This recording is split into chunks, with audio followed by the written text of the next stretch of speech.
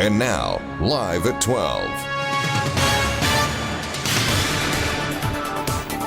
ආයුබෝවන් එක්වන්න අදත් ඇත්ත දැනගන්න ලංකාවේ අංක 1 සමබර තොරතුරු ප්‍රකාශය live at 12 සමග. අදත් live at 12 සමගින් ඔබ හමු වන මම නිමේෂ් විජේසූරිය. මම වින්ද්‍යා මානවගේ සුපුරුදු පරිදි අදත් මුලින්ම ප්‍රධාන පුවත් සිරස්වල. පාතාලයට කුලියට ගිනියවි සැපියූ අපරාධකරුවන් විශේෂ කාර්යබලකා අත්අඩංගුවට. ඊයේ දිනේදීත් කොවිඩ් ආසාදිතයින් 655ක් ආසාදිත මරණ 3ක්. කොවිඩ් සුව වී කොවිඩ් රෝහලේ බාණ්ඩත් සොරාගෙන ගිය සිව් දෙනෙකු අත්අඩංගුවට. පළාත් සභා ඡන්දය කඩිනම් කරන යෝජනාව අද කැබිනට්ටුවට. මට යෝජනාවක් ගෙනල්ලා තියෙනවා පළාත් සභා මැතිවරණය වහාම පවත්වන්න. කෑගල්ලේ ගැටුමකින් 8 දෙනෙකු රෝහලේ. කොවිඩ් අවදාන මහමුවේ ජර්මනිය වසා දමයි. තිවුණු තරගයකින් ගෝල් ග්ලැඩියේටර්ස් LPL අවසන් මහා සටනට.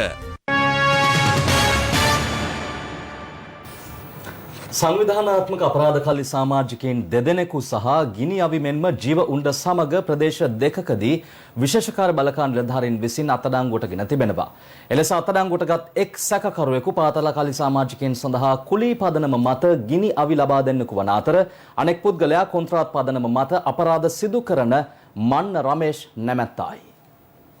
පොලිස් විශේෂකාර බලකායේ සංවිධානාත්මක අපරාධ මර්දන ඒකකයේ නිලධාරීන්ට ලද තොරතුරකට අනුව ඊයේ පස්වරුවේ මුල්ලේරියාව සිරි පැරකුම් මාවතේ පිහිටි නිවසක් පරීක්ෂා කර තිබුණා. එහිදී අදාළ නිවසේ තිබූ මෙරට නිෂ්පාදිත ගිනි අවි දෙකක් සහ T56 වර්ගයේ ජීවොණ්ඩ 18ක් සොයා ගැනීමට හැකි වුණා. සිද්ධිය සම්බන්ධයෙන් නිවසේ රැඳී සිටි 37 හැවිරිදි හංවැල්ල නිරිපොළ ගලිවත්ත ප්‍රදේශයේ පදිංචි උදාර නිරංජන නොහොත් හංවැල්ලේ උදාර නැමැත්තා අත්අඩංගුවට ගෙන තිබෙනවා. අදාළ සැකකරුට එරෙහිව අධිකරණ කිහිපයකම දැනටමත් විවිධ වැරදි සම්බන්ධයෙන් නඩු විභාග වෙමින් පවතින අතර මංකොල්ල කෑම් ජීව අත්බෝම්බ ළඟ තබා ගැනීම ඇතුළු වැරදි කිහිපයක් සම්බන්ධයෙන් ඔහු මීට පෙරද අධිකරණයේදී වරදකරුවෙකු බවට පත් වී ඇති බවයි විශේෂකාර බලකාය සඳහන් කළේ. අත්අඩංගුවටගත් සැකකරු මීට පෙර හංවැල්ල ප්‍රදේශයේදී පොලිසිය සමග ඇති කරගත් ගැටුමේදී ජීවිතක්ෂයට පත් වූ සොල්ටා නැමැත්තාට කුලී පදනම මත ගිනි අවි ලබා දී ඇති බවට විශේෂකාර බලකාය සඳහන් කළා. ඊට අමතරව ඉන්දියාවේදී මියගිය බව පැවසෙන අංගොඩ ලොක්කා නැමැත්තාගේ මෙරට පාතාල ක්‍රියාකාරකම් සඳහාද අදාළ සැකකරු ගිනි අවි ලබා දී ඇති බවටයි අනාවරණ වී ඇත්තේ.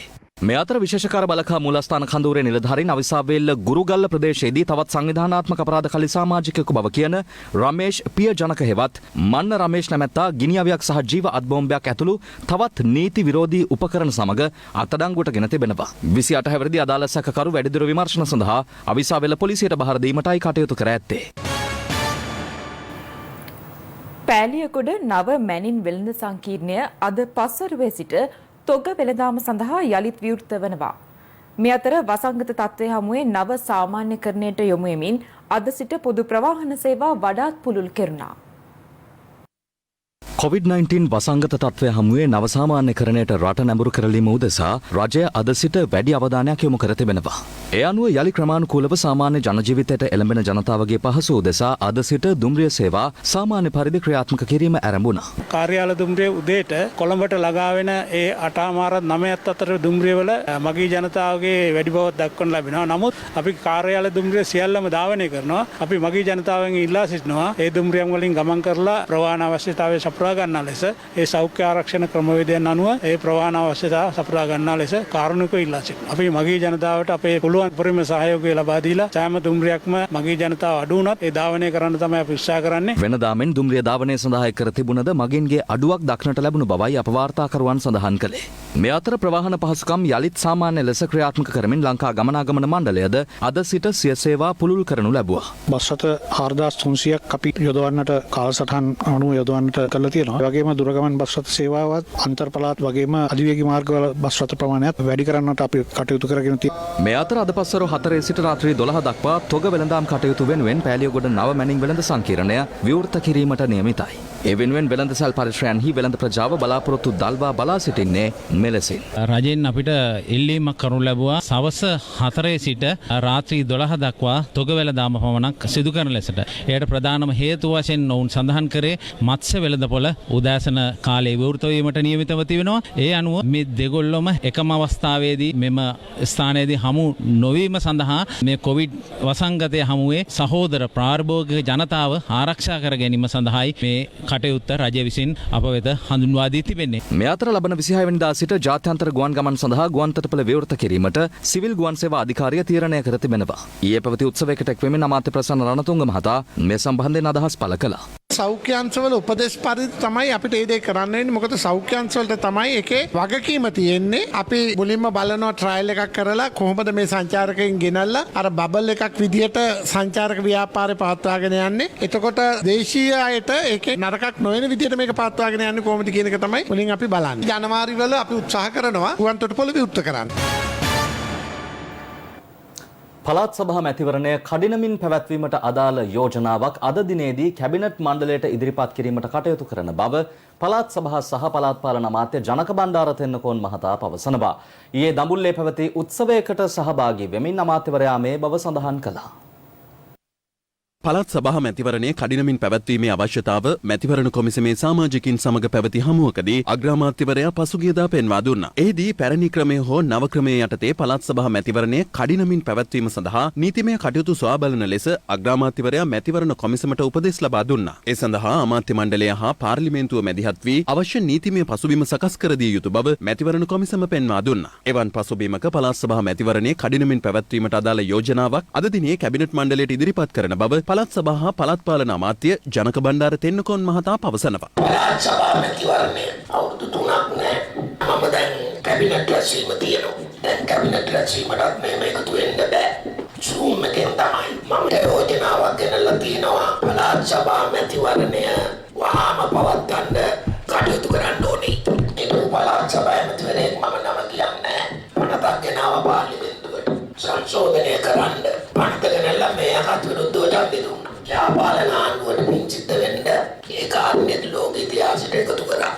එක පාර්ශ්වයක් කියන සුදුවලියෙක් කියලා ඒකට හැබැයි සාමාන්‍ය ජනතාව දන්නවා මේකේ වටිනාකම. ඔය පළාත් සභාවකට අඩියක්වත් තීපු නැති උදවිය තමයි මාධ්‍ය තුල ඉඳගෙන ඔය වගේ කතා කියන්නේ. අපි විශ්වාස කරනවා ජනාධිපතිතුමාත් අග්‍රාමාත්‍යතුමාත් කැබිනට් මණ්ඩලයත් හොඳ තීන්දුවක් ගනී කියලා. ඉදිරි කාලය තුල පාර්ලිමේන්තුවට මේක අලුත් පනතක් හැටියට ගෙනල්ලා ඒ සම්මත කර ගැනීමේ ක්‍රියාවලිය සිදු වෙයි. මේ පළාත් සභා අවුරුදු 3-4ක් අකර්මණ්‍ය කරලා තියෙනවා කියන්නේ මේ රටේ පරිපාලනය සහ සංවර්ධනයේ ශේෂ කඩාවැටීමක් කියන එක අපි අලුතින් කියන්න අවශ්‍ය නැහැ. යහපාලන ආණ්ඩුව එදා ශ්‍රී ලංකා පොදුජන පෙරමුණට පොහොට්ටුවට බයේ තමයි මේක කල් දැම්මේ. දැන් පළාත් සභාව නැතුව යනවනේ. සෑහෙන කාලයක් ඇතිවෙච්ච අර්බුදය මොකද්ද? මුකුත් අර්බුදයක් ඇති උන්නේ නැහැ. පළාත් සභාව වලට වියදම් කරපු අතිවිශාල මුදල් සම්භාරය ඉතුරු වුණා. අපි ඉල්ලන්නේ මේ නව ආණ්ඩු ක්‍රම ව්‍යවස්ථාවක් සම්මත කර ගැනීම කඩිනමින් කළ යුතුයි. එතනින් පසුව තමයි පළාත් සභාව මැතිවරණය පිළිබඳ සාකච්ඡාව ගත යුතු වන්නේ. කලක් තිස්සේ ප්‍රදේශ කිහිපයක කාන්තාවන්ගේ ගෙලබැඳි රන්මාල කැඩූ පුද්ගලින් දෙදෙනෙකු ගිරුල්ල පොලිසිය විසින් අත්අඩංගුවට ගෙන තිබෙනවා. පොලිස් විමර්ශනවලදී අනාවරණය වී ඇත්තේ අදාළ සැකකරුවන් මත්කුඩු පානයට ඇබ්බැහි වූවන් බවයි. දඹදිනිය මුතුගල බස් නැවතුම්පලෙහි සිටි කාන්තාවකගේ ගෙලබැඳි රන්මාලේ කඩා පුද්ගලින් දෙදෙනෙකු පලා යන අතරතුරදී ගිරිඋල්ල පොලිසියට ලද තොරතුරකට අනුව ඔවුන් ලුහුබෙද ගොස් අත්අඩංගුවට ගෙන තිබෙනවා. අදාළ සැකකරුවන් ව්‍යාජ අංකතහඩු සවි කරනු ලැබූ යතුරුපැදියකින් ගොස් දිවයිනේ ප්‍රදේශ කිහිපයක කලක් තිස්සේ කාන්තාවන්ගේ ගෙලබැඳි රන්මාල කැඩීමේ නිරත වූ අය වන බවයි පොලිසිය පැවසුවේ. දැන් මේ රොබරිය දෙනකොට ඌ අංගවිශ්ව බයිසිකල් එකකට රොබරිය දුන්නා. එතකොට මේගොල්ලෝ ට්‍රක් ගාලා මේක නැතුව තමයි යන්නේ. ඊට පස්සේ තමයි මේක මේ විදිහට අදාළ සැකකරුවන් කෑගල්ල මෝලබත්ත සහ කුඹුරුපාර යන ප්‍රදේශවල පදිංචි 26 සහ 27 හැවිරිදි විවාහක පුද්ගලයන් බවයි පොලිසිය පැවසුවේ. සැකකරුවන් සතුව තිබී රන්මාල 5ක් උණු කරන ලද රන්මාල 2ක් හා යතුරු පැදියක් පොලිස් භාරයට ගෙන තිබෙනවා. මෙම පුද්ගලයන් දෙදෙනා මත්කුඩු පානයටද ඇබ්බැහි වූවන් බවත් ඔවුන් සතුව තිබී හෙරොයින් මිලිග්‍රෑම් 5000ක් පමණ සොයාගත් බවත් පොලිසිය පැවසුවා. සැකකරුවන් මාවනැල්ල කෑගල්ල නාරම්මල බෝපිටිය යන ප්‍රදේශවලින් මීට පෙරද රන්මාල කඩා ඇති බවයි පොලිස් විමර්ශනවලදී අනාවරණය වී ඇත්තේ. සැකකරුවන් දෙදෙනා අද කුලියාපිටිය මහේස්ත්‍රාත් අධිකරණය වෙත ඉදිරිපත් කිරීමට නියමිතයි. ස්වර්ණ ශ්‍රී සත්කාර දුම්රියස්ථාන විසබීජ හරණ වැඩසටහන යටතේ කැලණිය වනවාසල මහනුවර සරසවි උයන සහ පේරාදෙණිය යන දුම්රියස්ථාන විසබීජ හරණයට ලක් කෙරුණා. මෙම සත්කාරය සඳහා අප සමග එක්වන්නේ ඇතැන්ස් ජාත්‍යන්තර අධ්‍යාපන ආයතනය වගේම ශාන්ත ජෝන් ගිලන් රථ හමුදාවයි. ස්වර්ණවාහිනී ස්වර්ණ ශ්‍රී සත්කාර කණ්ඩායමේ එක් කණ්ඩායමක් දෙමටකොට දුම්රිය පොලෙන් දුම්රිය ස්ථාන විස බීජ හරණ කිරීමේ කටයුතු ආරම්භ කරද්දී මහනුවර දුම්රිය ස්ථානයේ සිට තවත් කණ්ඩායමක් කොළඹ දෙසට ගමන් කරමින් පවතින. ඉතින් අපි දැන් දෙමටකොටින් ආරම්භ කර ගමන දැන් කැලණි දුම්රිය ස්ථාන පරිශ්‍රයට ඇවිල්ලා ඉන්නේ. කැලණි දුම්රිය ස්ථානයේ විස බීජ හරණය කිරීමේ අතරතුර කැලණි දුම්රිය ස්ථානයේ දුම්රිය ස්ථානාධිපතිතුමන් ඉන්නවා අපිත් එක්ක. මාස එකමාරකින් පමණ තමයි මේ දුම්රිය ස්ථානයේ විවෘත කරන්න පටන් ගන්න ලැහැත්ති වෙන්නේ. මේ අදා දායකත්වයෙන් දක්වන ඇතන්ස් ජාත්‍යන්තර අධ්‍යාපන ආයතනය, ශාන්ත ජෝන් ගිලන්රත හමුදාව, ස්වර්ණවාහිනී සහ ශ්‍රී FM ගුවන්විදුලිය මහජනතාව වෙනුවෙන් මේ කරන සත්කාරය බෙහෙන් අගයකට සලකනවා. දෙමටගොඩ දුම්රිය ස්ථානයේ සිට ගමන් ඇරඹූ ස්වර්ණවාහිනී ස්වර්ණ ශ්‍රී සත්කාර කණ්ඩායම කැලණිය දුම්රිය ස්ථානයේ විස බීජ හරණය කිරීමෙන් අනතුරුව පැමිණියේ වනවාසල දුම්රිය ස්ථානය වෙතයි. මෙතැන් සිට පොල්ගහවෙල දක්වා වූ සියලුම දුම්රිය ස්ථාන මෙම කණ්ඩායම විස බීජ හරණය කිරීමට නියමිතයි. මේ අතර මහනුවරින් ගමන් ඇරඹූ ස්වර්ණවාහිනී ස්වර්ණ ශ්‍රී සත්කාර දෙවැනි කණ්ඩායම මහනුවර සිට පොල්ගහවෙලට යන ගමනේ සරසවි වෙන සහ පේරාදෙණිය යන දුම්රිය ස්ථානද විස බීජ හරණය සිදු කළා. ස්වර්ණවාහිනී ස්වර්ණ ශ්‍රී සත්කාර වැඩසටහනේ දුම්රිය ස්ථාන විස බීජ හරණය කිරීමේ වැඩසටහන මේ මොහොතේදී පේරාදෙණිය දුම්රිය ස්ථානයේදී සිදු කරනු ලබනවා. ඊටම වැදගත් වැඩසටහනක් මේ අද පවතින තත්ත්වය අනුව අපි ඊට අගයකට සලකනවා ඒ සත්කාරය. පේරාදෙණිය දුම්රිය ස්ථානයේ විස බීජ හරණය සිදු කිරීමෙන් අනතුරුව මෙම කණ්ඩායම පොල්ගහවෙල දක්වා වූ සියලුම දුම්රිය ස්ථාන විස බීජ හරණය කිරීමට නියමිතයි.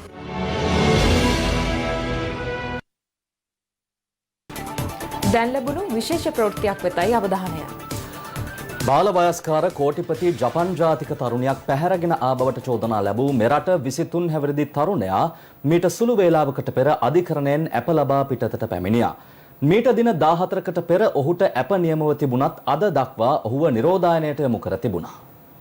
මෙරට සිට ජපානයට ගිය 23 හැවිරිදි තරුණයෙකු එරට තරුණියක් සමග පෙමින් බැදී ඇගේ මාපියන් විරුද්ධ වූ පසු තරුණිය සමග මෙරටට පැමිණ තිබුණා. කෙසේ වෙතත් ඇගේ මව ශ්‍රී ලංකාවට පැමිණ මේ පිළිබඳව ජපන් තානාපති කාර්යාලය හරහා පොලිසියට පැමිණිලි කළා. මේ අතරතුර තරුණිය තරුණයා සමග දිවයිනේ වෙනත් ස්ථානයකට ගොස් තිබූ අතර පොලිස් විමර්ශනයකින් පසුව ඔවුන් අත්අඩංගුවට ගැනුණා.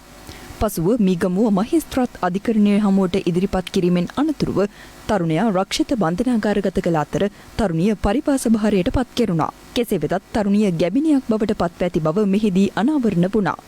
මේ තත්ත්වය සැලකිල්ලට ගත් ජපන් ජාතික තරුණියගේ මව පසුව තීරණය කළේ දෙදෙනාගේ ප්‍රේමයට අනුමැතිය ලබා දීමටයි. ඒ අනුව අධිකරණයට කළ දැනුම් දීම මතයි තරුණයාට ඇප නියම වුණේ.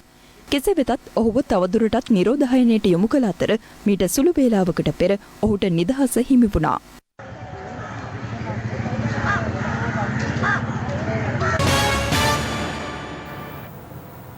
COVID-19 වෛරසයේ ව්‍යාප්ති අවදානම හේතුවෙන් හුදකලා කෙරෙනු මහල් නිවාස සංකීර්ණ කිහිපයක් සහ පොලිස් බල ප්‍රදේශ කිහිපයක් අද පෙරවරුවේ සිට එම හුදකලා තත්ත්වයෙන් ඉවත් කිරීමට රජය පියවර ගත්තා.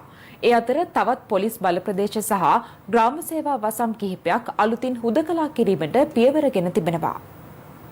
අද උදෑසන 5 සිට ක්‍රියාත්මක වන පරිදි කොළඹ දිස්ත්‍රික්කයේ හුදකලා කර තිබූ තවත් මහල් නිවාස සංකීර්ණ 4ක හුදකලා තත්ත්වය ඉවත් කෙරුණා. ඒ අනුව ග්‍රෑන්ඩ් පාස් පොලිස් බල ප්‍රදේශයේ සිරිසඳ සෙවන නිවාස යෝජනා ක්‍රමය, සිරිමුතු යන නිවාස යෝජනා ක්‍රමය, මාලිගාවත්ත පොලිස් බල ප්‍රදේශයේ ලක්හිරු සෙවන දුම්රිය මහල් නිවාස සංකීර්ණය සහ බොරැල්ල පොලිස් බල ප්‍රදේශයේ සිරිසර උයන මහල් නිවාස සංකීර්ණ එලෙස හුදකලා බවින් ඉවත් කෙරුණා. ඒ අනුව මේ වන විට කොළඹ හුදකලා කර තිබූ මහල් නිවාස 13න් 10කම හුදකලා තත්ත්වය ඉවත් කර තිබෙනවා. මේ හුදකලා බවින් ඉවත් කිරීමෙන් අදහස් වෙන්නේ නැහැ. ඔවුන්ට ඒ සමස්ත ප්‍රදේශය පුරාම සංචාරය කරන්න පුළුවන් බව. එම මහල් නිවාසය නැත්නම් එම වීදිය හුදකලා බවින් නිදහස් කළත් ඒ ප්‍රදේශය හුදකලා කර තිබෙනවා නම් ඒ පොලිස් වසම තුල සංචාරණය අනිවාර්යෙන්ම තහනම් වෙනවා. වෙනත් ආකාරයකට යතුරු පැදි ත්‍රිරෝද රථ වලින් ගමන් කිරීම, ඒ වගේම වෙළඳ සැල් හෝ වෙනත් ආයතන විවෘත කිරීම ඒවා සිදු කිරීමට හැකියාවක් නැහැ. හුදකලා බව ඉවත් කර තිබෙන්නේ ඒ වීදිය හෝ මහල් නිවාසය නම් එහි අයට එම මහල් නිවාස පරිශ්‍රය තුල සංචාරණය කරන්නට පුළුවන්. මහල් නිවාසයෙන් පිටතට පැමිණ ඒ භූමියේ සංචාරණය සිදු කරන්නට පුළුවන්. නමුත් එයින් පිටතට පැමිණ එම වසමේ පොලිස් වසමේ වීදිවල සංචාරය කරන්න, ත්‍රිරෝද රථ පදවන්න, යතුරු පැදි පදවන්න ඉඩ ලැබෙන්නේ නැහැ. එම ප්‍රදේශය හුදකලා කර තිබෙන ප්‍රදේශයක් නම්. මේ අතර වැල්ලවත්ත පොලිස් වසමේ මයුර පෙදෙස අද උදෑසන 5 සිට අලුතින් හුදකලා කිරීමට පියවරගත් බව යුද හමුදාපති ලුතිනන්ට් ජෙනරාල් චවෙන්ද්‍ර සිල්වා මහතා සඳහන් කළා. මේ අතර ගම්පහ දිස්ත්‍රික්කයේ වත්තල පොලිස් වසමේ කෙරවලපිටිය හේකිත්ත කුරුඳුගහ හේන ඇවරිවත්ත සහ වැලිකඩමුල්ල යන ග්‍රාම සේවා වසම් අද උදෑසන 5 සිට හුදකලා බවින් ඉවත් කෙරුණා. පෑලියගොඩ පොලිස් වසමේ පට්ටිය උතුර ග්‍රාම නිලධාරී වසමද හුදකලා බවින් ඉවත් කිරීමට පියවරගෙන තිබෙනවා. එමෙන්ම වත්තල පොලිස් වසමේ කෙරවලපිටිය ග්‍රාම නිලධාරී වසමේ නයිදුව ප්‍රදේශයත් වැලිකඩමුල්ල ග්‍රාම නිලධාරී වසමේ දූවේවත්ත ප්‍රදේශයත් අලුතෙන් හුදකලා කෙරුණා.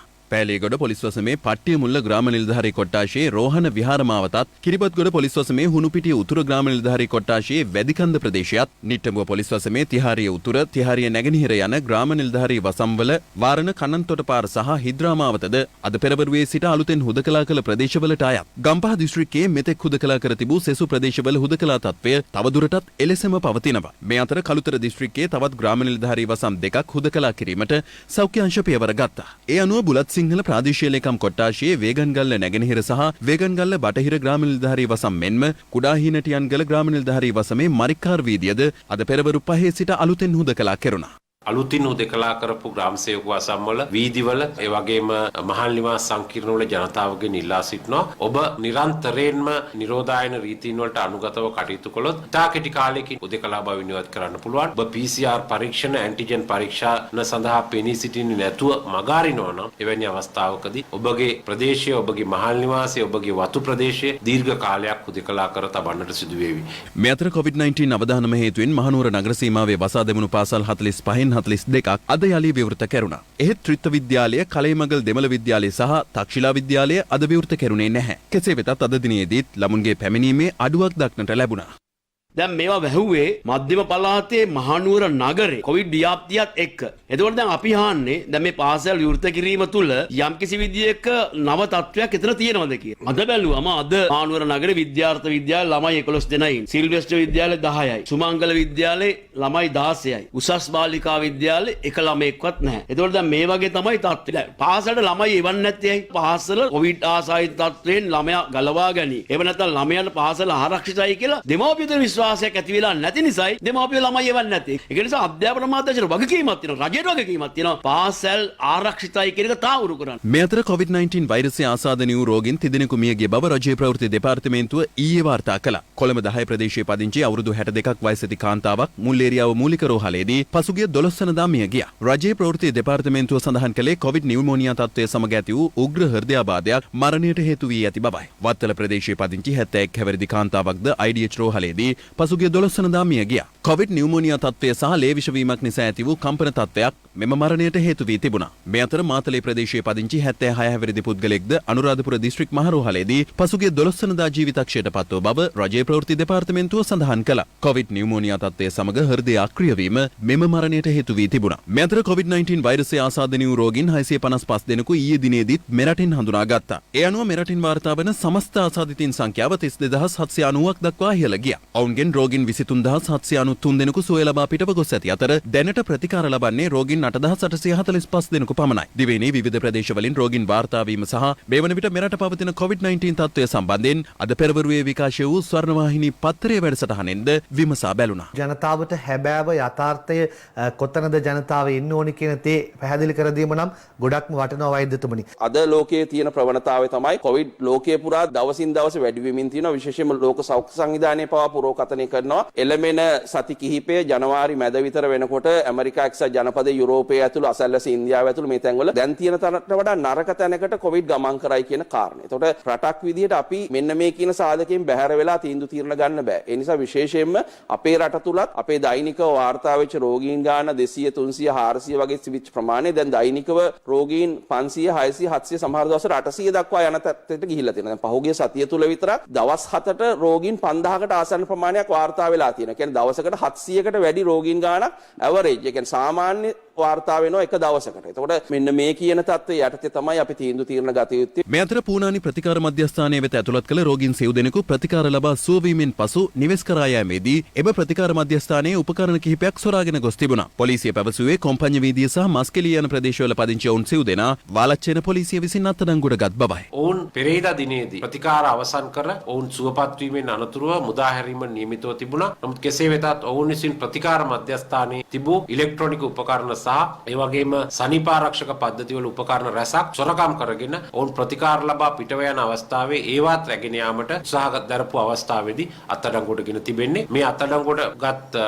පුද්ගලයන් 4 දෙනා වාලච්චන අධිකරණය වෙත ඉදිරිපත් කිරීමෙන් අනතුරුව ලබන 18 වෙනිදා දින දක්වා ආරක්ෂිත බන්ධනාගාරගත කර තිබෙනවා. මේ ඊටාම කනගාටුදායක තත්ත්වයක්. තමන්ට ප්‍රතිකාර රජය මගින් ලබා දීලා ඒ වගේම තමුන්ව සුවපත් කරලා නැවත පිටත් කරන අවස්ථාවේදී එම ප්‍රතිකාර මධ්‍යස්ථානයේ තිබෙන උපකරණ සොරකම් කිරීමට තරම් මේ රෝගීන් සැහැසි වෙනවා නම් ඒ ආකාරයට කටයුතු කරනවා නම් එවැනි අයට එරෙහිව ඉතා දැඩිව නීතිය ක්‍රියාත්මක කිරීම අවශ්‍යයි.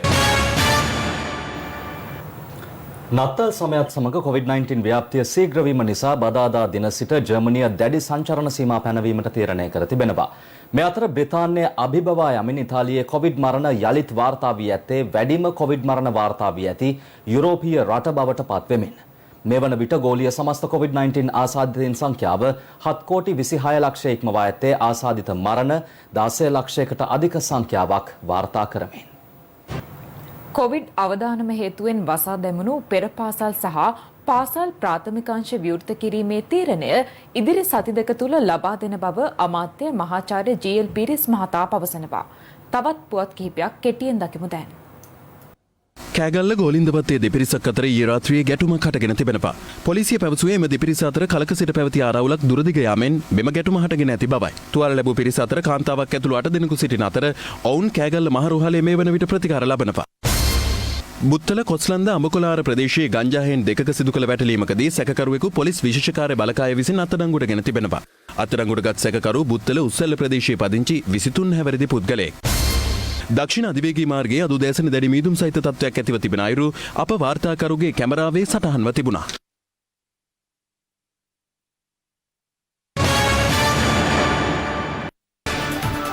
ඔබ නවතත් ලයිව් ඇක්ටුවල් සමග කලකට පසු මෙරට වැසියන්ට උල්කාපාත වර්ෂාවක් දැකබලා ගැනීමේ අවස්ථාව ඊයේ උදා වුණා.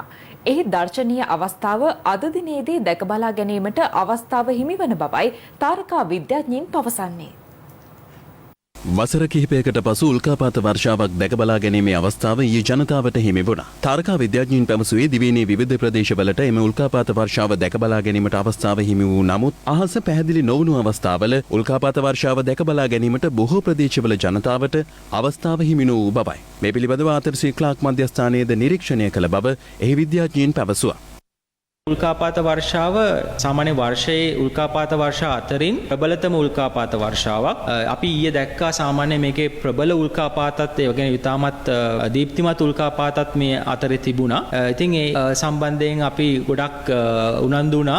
ඒ වගේම ශ්‍රී ලංකාවාසීත් උනන්දු වුණා. මම හිතන්නේ ඒ සියලු දෙනාටම ඊයේ රාත්‍රී 11 පමණ සිට පාන්දර වනතුරු මේ උල්කාපාත වර්ෂාව විටින් විට අපිට දැක ගන්න ලැබුණා. කෙසේ වෙතත් එහි උච්චතම අවස්ථාව අද රාත්‍රියේදී දැකබලා ගැනීමට ජනතාවට අවස්ථාව හිමි වනවා. මේ උල්කාවල විශේෂත්වය වන්නේ මෙය විවිධ පාට රතු කහ නිල් තැඹිලි ආදී විවිධ වර්ණ වලින් දකින්නට පුළුවන්. ඒ වගේම මේ දිනය ඊටාම විශේෂයි. මොකද අමාවක දිනයක් මේ 14. ඉතින් ඒ නිසා අහසේ හඳ නැති අවස්ථාවක උල්කා වර්ෂාවක් දකිනවා කියන්නේ ඊටාම හොඳ අවස්ථාවක්.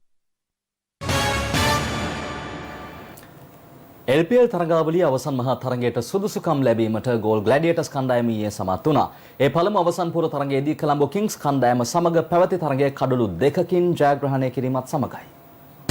LPL තරගාවලිය පළමු අවසන් පුර තරගයේ කොළඹ කිංස් කණ්ඩායම සහ ගෝල් ග්ලැඩියටර්ස් කණ්ඩායම අතර හම්බන්තොට මහින්ද රාජපක්ෂ ක්‍රීඩාංගණයේදී පැවැත්වුණා. කොළඹ කිංස් කණ්ඩායමේ වැඩිම ලකුණුලාභියා වූ ආරම්භක ප්‍රතිකරු ලෝරි එවන්ස්ට ඇති වූ ආබාධයක් මත මෙම තරගයට ක්‍රීඩා කිරීමට ඉඩ ලැබුණේ නැහැ. කෙසේ වෙතත් පසුගිය තරගයේදී විවේක ගන්වා තිබූ අන්ඩ්‍රු රසල් සහ ඉසුරු උදාන මෙම තරගයට කැඳවා තිබුණා. මේ අතර ගෝල් ග්ලැඩියටර්ස් කණ්ඩායමේ වේගපන්දු යවන ක්‍රීඩක නුවන් තුෂාර පසුගිය තරගයේදී ආබාධයකට ලක්වත් ඔහුගේ තත්ත්වය හොඳ අතට හැරී තිබීම නිසා මෙම තරගයට එක් කර තිබුණා. තරගයේ කාසිය වාසී දිනු ගෝල් ග්ලැඩියටර්ස් නායක බානුක රාජපක්ෂ පළමුවෙන් පන්දු රැකීමට තීරණය කළා. ඒ අනුව පිටට පිවිසි කොළඹ කිංස් කණ්ඩායමට නිමිත පන්දු 20 අවසානයේ කඩලු 9ක් දැවී රැස් කර ගැනීමට හැකි වුණේ ලකුණු 150ක් පමණයි. හොඳින් ලකුණු අතර සිට දිනේෂ් චන්දිමාල් තරගාවලියේ නැගී එන නාක් පන්දු යවන්න වන ධනංජය ලක්ෂයන් යවූ පන්දුවක් හමුවේ අසරණ වුණා.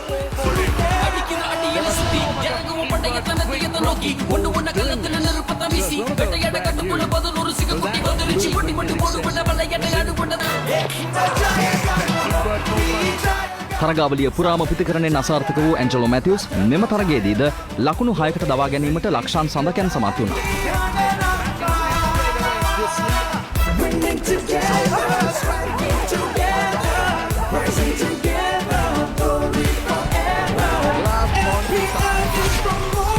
කෙසේතත් ඉතා අඩු ලකුණු සංඛ්‍යාවකට බිඳ වැටෙමින් තිබූ කොලම්බෝ කිංස් ඉනිම ලකුණු 150ක් දක්වා අරගෙන යාමට ඩැනියල් බෙල්ඩ්‍රාමන් සමත් වුණේ පන්දු 53ක් තුලදී ලකුණු 70ක් රැස් කර ගනිමින්.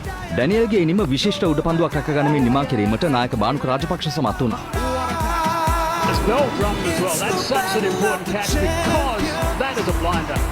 ඔහුට අමතරව අන් කිසිදු පිතකරුවෙකුට ලකුණු 20 සීමාවට ළඟාවීමට ගෝල් ග්ලැඩියේටර්ස් පන්දු බලෑනිය ඉඩ ලබා දුන්නේ නැහැ. පන්දු යෑමේදී ලක්ෂාන් සඳකන් කඩලු 3ක්, ධනංජය ලක්ෂාන් සහ නුවන් තුෂාර කඩලු 2 බැගින් විදහෙළුවා. ලකුණු 151ක ජයග්‍රාහී පිළිතුරින්ම හඹායමින් සිටි ගෝල් ග්ලැඩියේටර්ස් පිතකරුවන් 6 දෙනෙකු ලකුණු 96ක් තුල බිඳ දමමින් තරගයේ තම කණ්ඩායම දෙසට නතු කර ගන්නට කොලම්බෝ කිංස් පන්දු යවන්නන් සමත් වුණා. තරගාවලියේ වැඩිම ලකුණුලාභියා වූ ධනුෂ්ක ගුණතිලක මෙම තරගයේදී ලකුණු 13කට දැවී ගියා.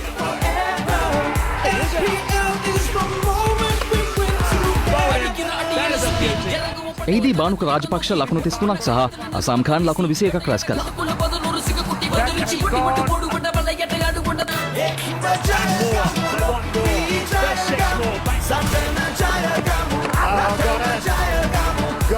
තරගය අතරතුර කොලම්බෝ කිංස් නායක ඇන්ජලෝ මැතිව්ස් ආබාධයකට ලක්වීම නිසා පිටියෙන් ඉවත් වීමට සිදු වුණා.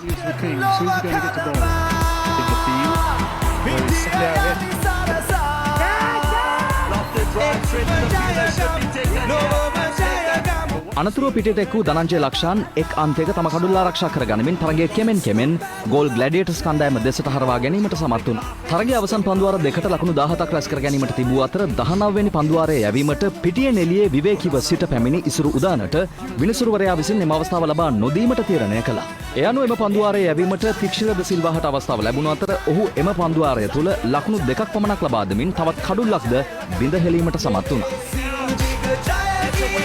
ඒ අනුව අවසන් පන්දු 6ට ලකුණු 15ක් රැස් කර ගැනීමට තිබූ අතර ඉසුරු උදානට එම පන්දුවාරය යැවීමට අවස්ථාව උදා වුණා. කෙසේ වෙතත් එම ඉලක්කයේ පන්දු 5ක් තුල සපුරා ගැනීමට ධනංජය ලක්ෂාන් සහ ලක්ෂාන් සන්වකයන් සමත් වුණා. ධනංජය ලක්ෂාන් නොදෙවි ලකුණු 31ක් රැස් කළා. ඒ අනුව ගෝල් ග්ලැඩියේටර්ස් කණ්ඩායම LPL තරගාවලියේ අවසන් මහා තරගයට සුදුසුකම් ලබා ගැනීමට සමත් වුණා.